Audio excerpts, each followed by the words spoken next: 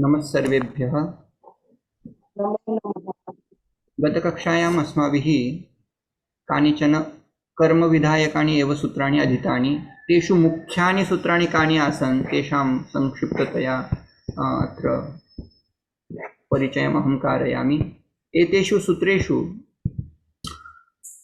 कर्तुरीप्सिततमं कर्म कर्मविधायकं सूत्रं मुख्यं सूत्रं वर्तते, तथा युक्तं चानिप्सितम् अनेनापि कर्मसंज्ञा एव विधीयते। एतैः कर्मसंज्ञा विधीयते। अकथितञ्च गतिबुद्धिप्रत्यवसानार्थ शब्दकर्मा कर्मकाणाम् अनिकर्तासनौ अनेनापि रुक्रोण्यतरस्याम्। इमानि सूत्राणि अधीतानि। ततः अनन्तरं साक्षात् अत्र आगताः वयम् अधिशिंस्थासां कर्म।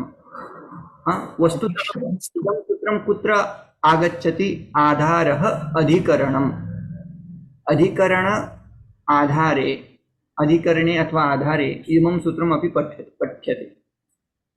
तत्र तस्य अर्थः कीदृशः पठितः अस्माभिः? यदि अधि उपसर्गपूर्वकं शिंक्षेते इत्यस्मिन् अर्थे स्वपिति इत्यस्मिन् अर्थे यदि धातुः अस्ति चेत् शेते इति क्रियापदस्य यः आधारः आसीत्, उदाहरणं किम्? अस्माभिः उदाहरणं पठितम् आसीत्, भगवान् विष्णुः वैकुण्ठे शेते।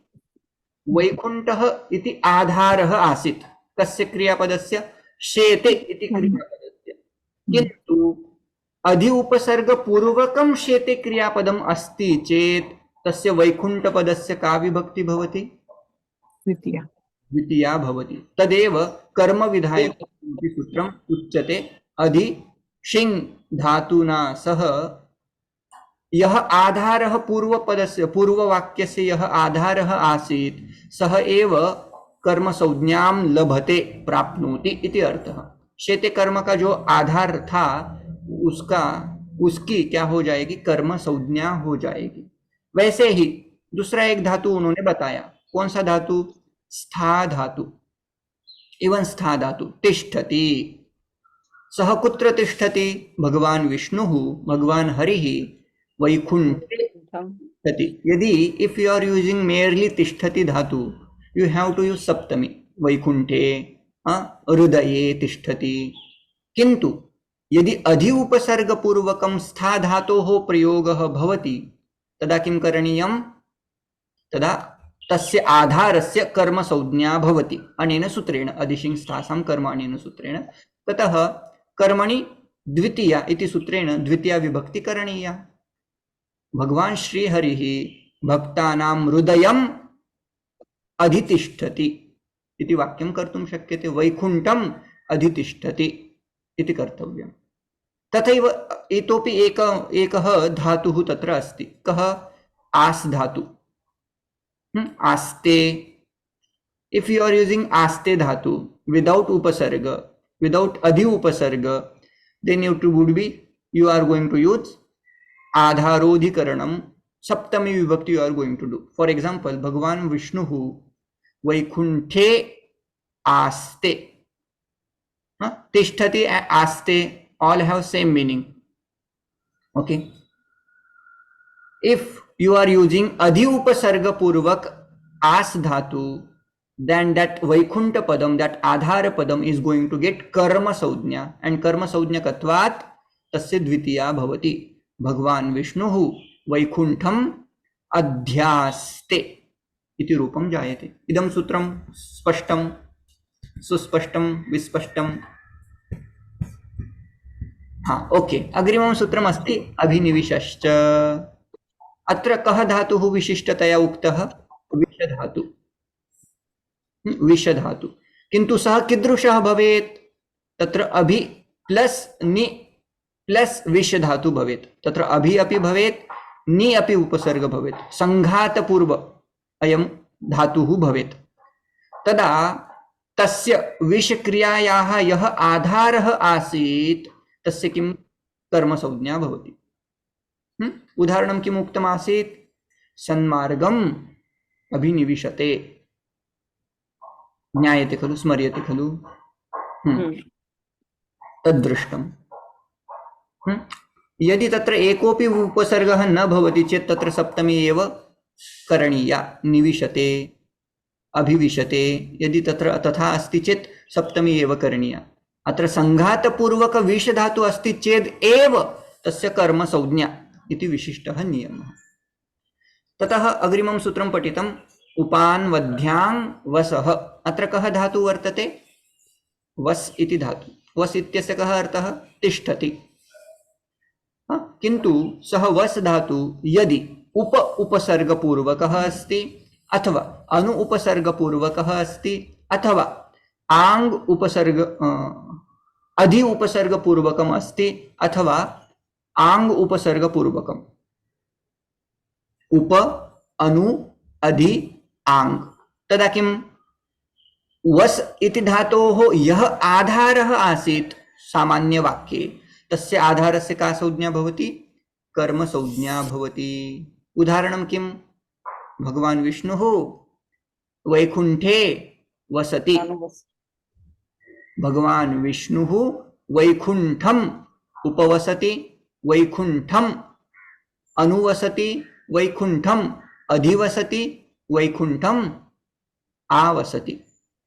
सर्वेषां क्रियापदानाम् उपसर्गसहितं क्रियापदानाम् अर्थः समानमेव। सः तिष्ठति इति, सः वसति, he stays. You can use either उपसर्गपूर्वक वस् धातु, उपवसति, अनुवसति, अधिवसति, आवसति. So whenever you are speaking Sanskrit, that time you can use this kind of prayoga and you can do karma saujna. Little bit, this is called, sarala prayoga, sarala sanskritam and prauda sanskritam. This, if you are making this kind of sentence, that is called pakva language, pakva bhasha, praudha bhasha, right?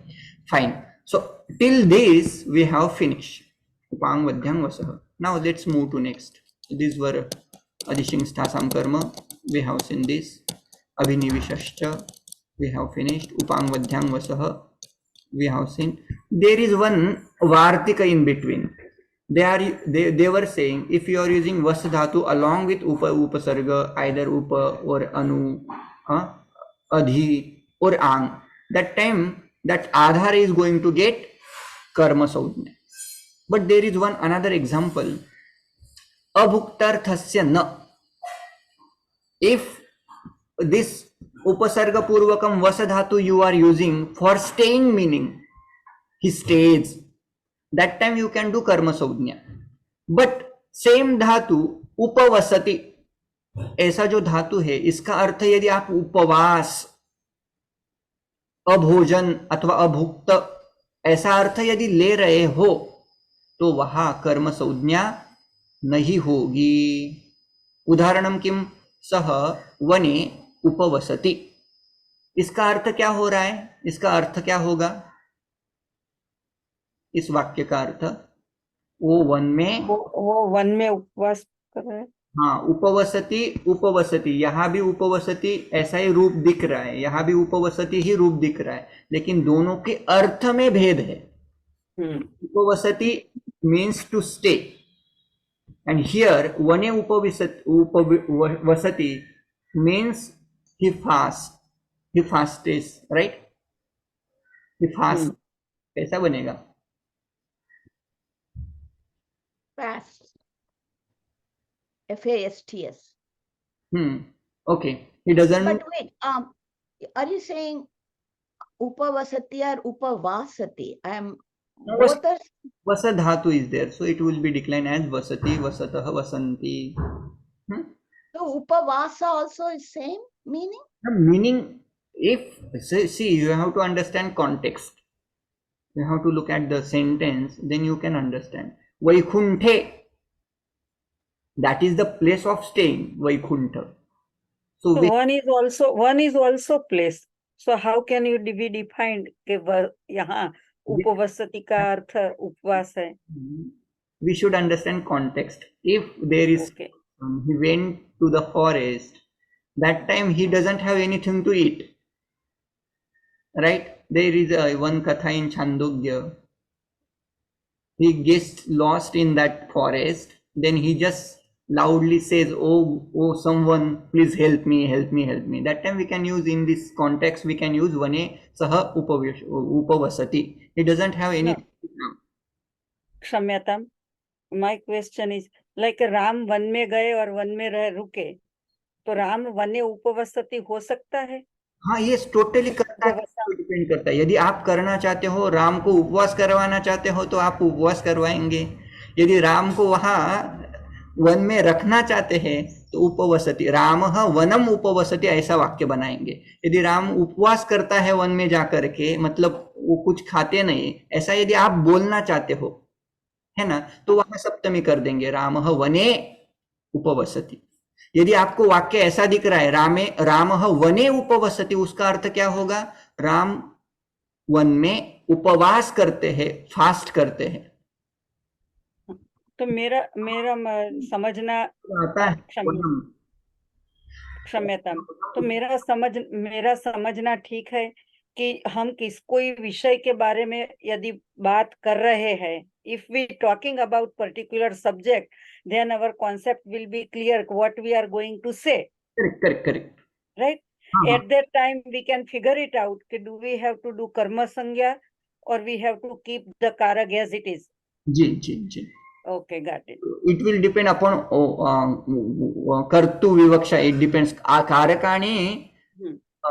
कर्तृ विवक्षातः भवन्ति। There is a famous saying, विवक्षाधीनाः विवक्षा विवक्षातः कारकाणि भवन्ति। If I want to say उपवसति means to stay, I will be using sentence Ramah vanam upavasati, means he stays.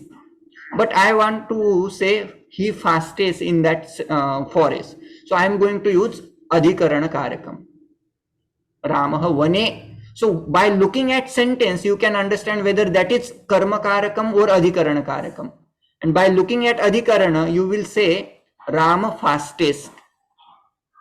So there would be little bit mistake in English, I don't know, fastest, वहाँ fast करके yes लगा देंगे तो fast ऐसा बनना चाहिए, मुझे लगता है फास्टेस्ट नहीं होगा, वो अलग ही प्रयोग बन जाएगा, fast. Can I talk a little this topic?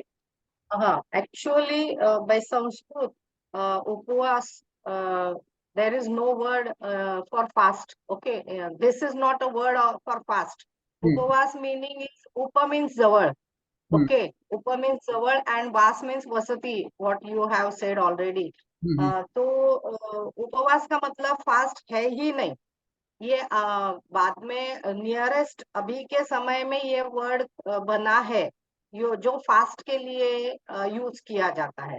तो एक्चुअली फास्ट का मतलब ये है, फास्टिंग मीन्स नॉट कि हम लोग भूखे रहे, फास्टिंग का मतलब ही ऐसा है कि उपवास का मतलब है हम भगवान के पास रहे, जो भी हमारा है। हाँ, तो उपवास वो नंदिनी भगिनी जो पूछ रही है या जो कहा जा रहा है वो टोटली मीनिंग है ही नहीं, this is only to stay. उप मीन्स नजदीक, हाँ, उप मीन्स नजदीक, हाँ।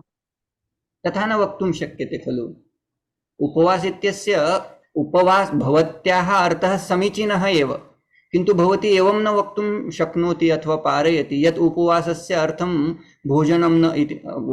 पश्यन्तु, इदं वार्तिकं तैः कदा रचितम्? अद्यत्वे न रचितम्, बहु पूर्वं रचितं वर्तते। इति कृत्वा यदि उपवास इति शब्दस्य अभुक्त इति अर्थः ते वदन्ति, नाम उपवास इत्यस्य सः अपि एकः अपरः अर्थः इति कृत्वा अभुक्त तत्र अस्ति वा, अभुक्त अस्ति वा, ये देखो ना, यहाँ वही वार्तिककार ने बोला, उपवास शब्द का अर्थ नहीं होता है ऐसा नहीं, पास में रहना ये अर्थ है, नहीं है ऐसा नहीं, लेकिन आप अभुक्त अहं न जानामि, क्षम्यताम्, अभुक्त तो अहं न जानामि, यदा तत्र अभुक्त अस्ति चेत् सम्यक्, किन्तु भवान् यः पाठयति इदानीं वने उपविशत्, वने निवसति, तत्र तु सप्तमी एव किम् आधारः, सप्तमी एव आधारः भवति। उपवसति ऐसा प्रयोग जब कर रहे हैं, वहां उपवसति का अर्थ हम अभुक्त अर्थ ले रहे हैं। यदि अभुक्त अर्थ में आप उपवसति धातु यूज कर रहे हैं उपसर्ग के साथ, तो वहां सप्तमी करेंगे, इतना ही कहना है। राम वन में उपवास करता है, यदि वैसा अर्थ लेना है, उपवास करता है और भोजन नहीं करता, ऐसा अर्थ करना है, तब वहां सप्तमी होगी। और केवल रहता है ऐसा अर्थ करना है तो क्या हो जाएगी? द्वितीया हो जाएगी। ऐसा पुनः एकवारं वदतु महोदय, पुनः एकवारं वदतु। मेन सूत्र क्या बोल रहा है? यदि आप वसति धातु यूज कर रहे हैं उपसर्ग के साथ, तो वसति क्रिया का जो आधार था उसकी क्या हो जाएगी? द्वितीया हो जाएगी। तो वाक्य बना दिया था, भगवान विष्णु वैकुंठम उपवसति। मतलब क्या? वैकुंठ में रहते हैं, ऐसा सरल लेकिन ऐसा सेंटेंस आपको उपवसति सेंटेंस दिख रहा है, लेकिन वहां स्टेइंग रहना ये अर्थ नहीं है। लेकिन उपवास करना है ऐसा यदि अर्थ आप बताना चाहते हो तो उपवास अर्थ में आप द्वितीया नहीं करेंगे, कर्म कारक नहीं करेंगे, उसकी कर्म संज्ञा नहीं होगी। ये ऐसे भगवान वार्तिककार बोल रहे हैं। वरद वहां वार्तिककार कात्यायन जी कह रहे हैं कि यदि आप उपवास अर्थ में ये वाला ऐसा वाला कुछ प्रयोग देखते हैं तो वहां कर्म संज्ञा मत करो, वहां सप्तमी को सप्तमी, आधार को आधार ही रहने दो। तो जैसे कि उन्होंने उदाहरण दिया, भोजन निवृत्तिवाचकस्य वसे है कर्मत्व प्रतिषेध, यहाँ कर्मत्व का प्रतिषेध हो जाएगा, कर्म संज्ञा ही नहीं होगी वहां। तो क्या बनेगी? ऑब्वियसली सप्तमी विभक्ति होगी, वने उपवसति। मतलब क्या? अत्र अभुक्तस्य न भुक्तः। एकं वाक्यं उदाहरणार्थं वदतु। रामः वने उपवसति, अथवा उपवास किसी ने किया, कहा, वो एक उदाहरण है ना एकादशी का, क्या उनका नाम? अथवा लक्ष्मणः वने उपवसति, उपवास करता है भगवान लक्ष्मण। और बहुत सारे एग्जांपल्स बना सकते हैं अभी हम एक। हाँ जी, ठीक है, I got the point. Thank you very much. Okay, now next. एतावता अस्माभिः किं पठितम्? एतावता विभक्तिकारकम् अस्माभिः अधीतम्। विभक्तिकारकम् एकं निमित्तं भवति। अधुना द्वितीयं निमित्तम् अस्ति उपपद विभक्ति। अस्मिन् एव सूत्रे तत्र सिद्धान्तकौमुदौ इदं श्लोककारिका वर्तते। तेषां योगे, तेषां शब्दानां योगे अधुना किं भवति? द्वितीया भवति।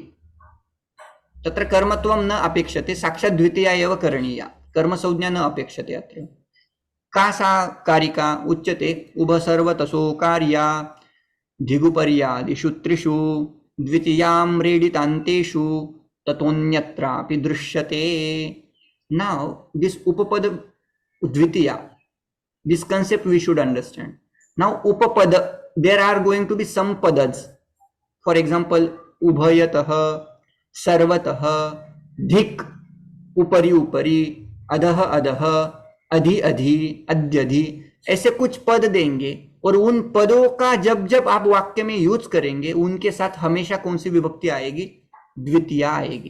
तो वही कारिका बोल रही है कि द्वितीया कार्या, द्वितीया विभक्ति करनी चाहिए, द्वितीया विभक्ति करनी चाहिए। कब करनी चाहिए? उभय अथवा सर्वतः, ऐसे दो शब्द आते हैं। उभ इसके साथ यदि तहसील प्रत्यय कर देते हैं तो उभयतः ऐसा रूप बन जाता है। सर्व शब्द के साथ तहसील प्रत्यय कर देते हैं तो सर्वतः ऐसा शब्द बन जाएगा। ये यहाँ रखा है मैंने, उभयतः सर्वतः इति अव्ययद्वयम्। इफ यू यूज दिस अव्ययस यू हैव टू डू द्वितीया विभक्ति। Okay, then there is a धिक शब्द, धिक दुर्जनम, धिक द्वितीय विभक्ति धिक शब्द के साथ यूज होती है। और उसके बाद ऊपरी, अधि अधि, ऐसे कुछ शब्द प्रयोग होते दो दो बार, ऊपरी ऊपरी, अधः अधः, अधि अधि, अद्यधि। तो उनको बोलते हैं आम्रेडित, उनको नया शब्द दे दे। जैसे कि आपने सुना होगा पुनः पुनः, पुनः पुनः ऐसा शब्द सुना है, वारम वारम, मुहुहु मुहुहु, है ना। उसमें दूसरा वाला जो रहता है, दो बार यदि किसी का द्विरुक्तस्य आम्रेडित संज्ञा भवति, उसको नया नाम दिया जाता है। उसमें जो दूसरा वाला रहता है उसको आम्रेडित कहते हैं। तो इनको ऊपरी ऊपरी को क्या बोलेंगे, नया नाम दे दिया आम्रेडित। उनके योग में भी क्या होती है, द्वितीया होती है, ठीक है। और तथा अन्यत्रापि दृश्यते, और भी कुछ शब्द है उनके साथ भी द्वितीया द्वितीया दिखाई पड़ते हैं। अभी इसका फिलहाल थोड़ा सा आम्रेडित संज्ञा को बताता है, ये हमने पढ़ी थी, किसी को याद है आम्रेडित संज्ञा? हमने जब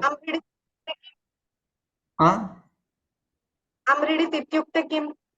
यही मैं बोल, केवल हमने हल संधि प्रकरण जब पढ़ा तब ये आम्रेडित संज्ञा ऑलरेडी पढ़ ली थी। काउंसकान ऐसा रूप बनाया था, कान कान काउंसकान, है ना। तो जहां आम्रेडित ये नाम है, और किसका आम्रेडित संज्ञा किसकी होती है, जहां जो शब्द द्विरुक्त है, दो बार बोले गए हैं, जैसे कि उपरी उपरी, पुनः पुनः, मुहुहु मुहुहु, ऐसे मैंने बहुत सारे एग्जांपल्स वहां बताए थे, ठीक है ना। तो उनको आम्रेडित नाम दे दिया। अभी इनमें से ऊपरी ऊपरी यदि दो बार बोलते हैं तो उसको आम्रेडित बोल देंगे, अधि अधि दो बार बोलते हैं तो आम्रेडित बोल देंगे, अधः अधः दो बार बोलेंगे तो उनको नया नाम मिल जाएगा आम्रेडित। और उनके योग में क्या होगी, द्वितीया विभक्ति। अभी हर एक का एग्जांपल्स देखते हैं हम, ठीक है। द्वितीया विभक्ति, so main purpose of this उपपद विभक्ति इज द्वितीया विभक्ति will happen along with these words, which are those words, उभयतः, सर्वतः, धिक्, उपरि उपरि, अध्यधि, अधो अधः। Along with these words there will be Dwitiya. Let's see examples. उभयतः कृष्णं गोपाः, कृष्णम् उभयतः गोपाः। वस्तुतः अत्र वाक्यम् एवं कदाचित् भवति, कृष्णस्य उभयतः गोपाः, किन्तु अत्र अनेन वार्तिकेन किम् उक्तं, यदि भवन्तः उभयतः इति शब्दस्य प्रयोगं कुर्वन्ति तदा किं द्वितीया विभक्ति करणीया। अत्र कर्म इत्यादिकस्य विचारः नास्ति, साक्षात् द्वितीया कुर्वन्तु इति तेषाम् अभिप्रायः। जब जब आपको उभयतः शब्द दिखाई पड़े, सर्वतः शब्द दिख पड़े, अथवा धिक, ऊपरी ऊपरी, अधो अधः ऐसे शब्द दिखाई दे, तो वहां की कौन सी विभक्ति करनी चाहिए, द्वितीया ही करनी चाहिए। आप यहाँ षष्ठी विभक्ति नहीं कर सकते। कृष्ण अर्थ करते समय करेंगे, कृष्ण के दोनों ओर गोप है ना, गोपाल है, ऐसा अर्थ करेंगे कृष्ण के। So is that meaning that gopas are there all around on both the side on either side of Krishna? Correct. Is that what it is? Ubhayatah. तो यहाँ षष्ठी एक्चुअली मीनिंग, अर्थ करते समय हम षष्ठी विभक्ति यूज करते हैं, लेकिन यदि आप उभयतः शब्द यूज कर रहे थे, उसके साथ आने वाला जो शब्द रहेगा उसकी क्या कर देंगे, हम द्वितीया करेंगे। किसके दोनों ओर, कृष्ण के दोनों ओर, है ना। वैसे ये हो गया उभयतः शब्द का प्रयोग। सर्वतः, चारों ओर, सब, तो इसका भी प्रयोग सेम है। सर्वतः कृष्णम गोपाः, अथवा कृष्णम सर्वतः गोपाः भ्रमन्ति भवन्ति, उपविशन्ति, कुछ भी कर सकते हैं, है कि नहीं। उसका भी कृष्णस्य इति षष्ठ्यर्थे द्वितीया कृता वर्तते। धिक्, धिक् कृष्णा भक्तम पद है, कृष्ण कृष्णस्य अभक्तम धिक्, फाइव ऑन अभक्त, which are not devotee of भगवान Krishna, fie on them, fie on him. Sentence बनाया है, हम थोड़ा सा अलग कर देते हैं, क्यों भी किसी का निषिद्ध धिक्कार करना चाहिए, तो हम बोलेंगे दुर्जनम धिक्, द्वितीया विभक्ति। धिक् शब्द के साथ हमने कौन सी विभक्ति की, द्वितीया की। भक्तः पुल्लिंग शब्द है, उनको चलाते हैं तो उसका शब्द बन जाएगा, द्वितीया विभक्ति बन जाएगी भक्तम। उसके साथ निगेशन में करना है, अभक्त शब्द यूज करना है तो धिक् अभक्तम, जो भक्त नहीं उसका धिक्कार है ना। तो ये निंदार्थक, थोड़ा सा निंदा की तरह दिखता है ये वाला शब्द, ठीक है। और कहीं कहीं ऐसा भी शब्द प्रयोग मिलता है, हे मूर्ख धिक्, वहां तो संबोधन यूज किया है, वहां तो द्वितीया दिखाई नहीं दे रही है, तो वो सेंटेंस कैसे समझना है? तो बोलते यद्यपि हम संबोधन यूज करते हैं तो वहां उसके साथ साथ क्या यूज कर देना चाहिए, मतलब अंडरस्टैंडिंग क्या अंडरस्टैंड कर लेना चाहिए, त्वाम, त्वम, युवाम, यूयम, त्वाम, ये समझ लेना चाहिए। जब हम संबोधन यूज करते हैं तो हम बहुत बार तू करके प्रयोग नहीं करते, है ना? तो यहाँ त्वाम ए द्वितीय विभक्ति का समझ लेना चाहिए। हे मूर्ख, त्वाम धिक अथवा तव निषिद्ध आचरणम धिक, ऐसा अर्थ। ठीक है, अभी अगला वाला शब्द, उपरी उपरी लोकम हरिहि, हरिहि लोकम उपरी उपरी वसति, मतलब क्या? सप्तलोक है, सप्तलोकों के ऊपर भगवान हरि रहता है, ऐसे भक्ति संप्रदाय में कंसेप्ट है। वस्तुतः वेदांती लोग बोलते हैं हरि ऊपर ही नहीं है, हरि किसी किसी स्थान में नहीं रहता, सब जगहों पे हरि जळी स्थळी भरला, रिता स्थाव नाही उरला, ऐसा एक अभंग है मराठी में। जड़ी स्थली पाषाणी हूँ।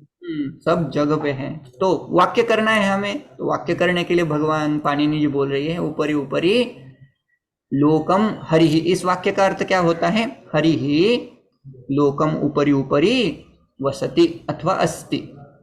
भगवान हरिहि, भगवान श्री हरि लोगों के मतलब सप्त लोगों के ऊपर रहता है, ऐसे एक कंसेप्ट। ठीक है, अधि अधि उसकी संधि कर देंगे। कौन सी संधि हो जाएगी अधि प्लस अधि की? अद्यादि, अयादि संधि, अया यण संधि, यण संधि। यण संधि होगी। यण संधि, सॉरी, अद्यादि है जी। तो जब जब अधि, ऐसा इनको भी आम्रेडित बोलते हैं, 2 बार यूज हुआ ऊपरी ऊपरी, उसके बाद अधि अधि 2 बार यूज हुआ, इसलिए उसकी आम्रेडित संज्ञा हो जाएगी। इन शब्दों के योग में क्या होगी? हमेशा द्वितीया होगी। हरि ही अद्यदि लोकम, हाँ, सब लोगों के पास में है हरि, ऐसा भी अर्थ कर सकते हैं। अधोधह, कौन सी संधि हुई यहाँ?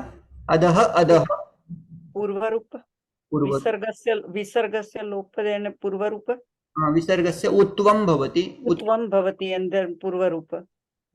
गुणसंधि, गुणसंधि। गुण, जी, गुणो भूत्वा पूर्व एंग पदांतादति इत्यनेन पूर्वरूपो भूत्वा अधोदह लोकम, ऐसा कर सकते हैं। इतना स्पष्ट है? यहाँ कुछ डाउट प्रश्न वगैरह है तो पूछिएगा, नहीं तो अगली स्लाइड में बढ़ते हैं।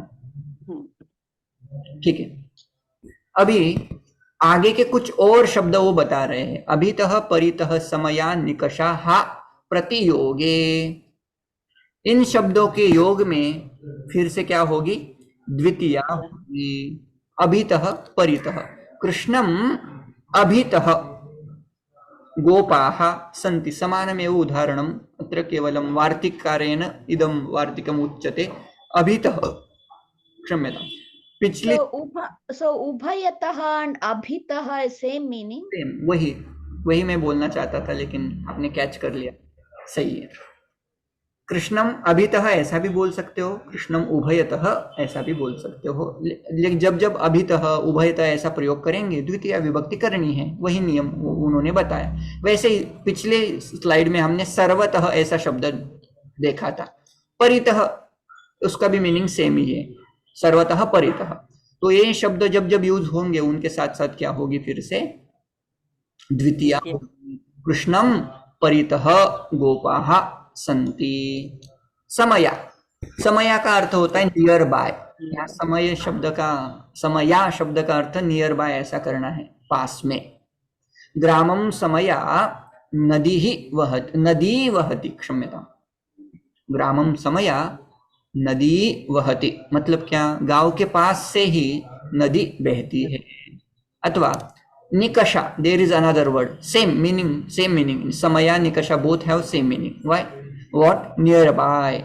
उदाहरणम उच्यते, ग्रामम निकषा मंदिरम अस्ति वक्तुम शक्यते, गांव के पास ही क्या है? मंदिर है। तो देखो अर्थ करते समय हम बोल रहे गांव के पास, वहां के, का, की, के ऐसे षष्ठी के शब्द यूज कर रहे हैं, लेकिन वाक्य बनाते समय ग्रामस्य निकषा, ग्रामस्य समया अथवा ग्राम कृष्णस्य परितः, कृष्णस्य अभितः ऐसा वाला प्रयोग नहीं करना, द्वितीया ही रखनी है। ये वाला थोड़ा सा स्पेसिफिकली समझ लेना है। उस पे फेमस उदाहरण रामायण में मिलता है, निकषा लंकाम सागरो वर्तते, है ना। अभी यहाँ थोड़ा सा फिर से एक धिक ऐसा वाला शब्द हमने पिछली वाली स्लाइड में यूज किया था। धिक शब्द के साथ कौन सी विभक्ति होती है? द्वितीया। वैसे ही हा ऐसा एक शब्द होता है, यूज होता है, खेद पूर्वक उसका यूज किया जाता है। पिटी ऑन हिम, तस्य विशेष सोच, यदि वो भक्त नहीं है तो उसका अरे वो भक्त होना चाहिए, ऐसा विचार जो होता है उसको बोलते खेद पूर्वक उसका शोक करना। शोक करना इन द सेंस चिंतन करना उसके विषय में। धिक में और हा में दोनों में डिफरेंस है। धिक में डिफरेंस क्या है? फाय ऑन धिक, फाय ऑन मूर्ख ऐसा शब्द मैंने यूज किया था, फाय ऑन फुल, तो वहां डायरेक्टली बोल देते, वो थोड़ा सा हृदय पे लगता है। यहाँ क्या है? हा, अरे ऐसा नहीं होना चाहिए, वो भक्त होना चाहिए, ऐसा थोड़ा सा उसके विषय में थोड़ा अंतर में कृपालुता भाव रहता है ना।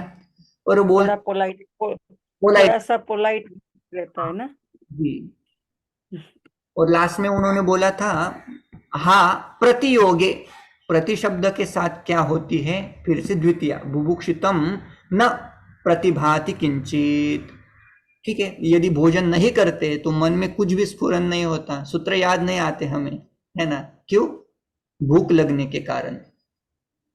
ठीक है, इतना हमने फिर से उपपद का कुछ देखा, और भी कुछ बचे